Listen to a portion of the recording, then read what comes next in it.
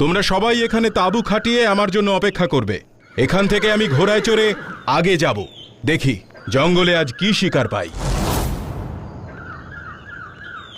মা, বাবা, তোমরা এই এখানে এসে বসো। আমি বনের ভেতরে একটু ঘুরে দেখে আসি, দেখি তোমাদের জন্য যদি পাকা ফল কিছু পাই। হ্যাঁ বাবা, যা, কিন্তু শুধু আমাদের জন্য না, নিজের জন্য কিছু ফল নিয়ে আয়। ফল যদি না পাস, এক কষি জল অবশ্যই নিয়ে আয় বাবা। ঘরে এক ফোঁটাও জল নেই। আজ ভোরে নিজের হাতে জল গড়িয়ে খেতে গিয়ে পুরো কলসিটাই উল্টে পড়ে গেছে। আমি দেখেছি বাবা, কিন্তু তুমি একা হাতে জল নিতে যাও কেন? কতবার বলেছি আমাকে ডেকে দিতে। ভোরবেলায় তুই ঘুমোচ্ছিলিস বাবা, আর তাছাড়া আমরা দুজনে অন্ধ মানুষ, কিছুই তো নিজের হাতে করতে পারি না। তোর ভরসাতেই তো আছি। এরকম করে বলো না, তোমাদের দেখা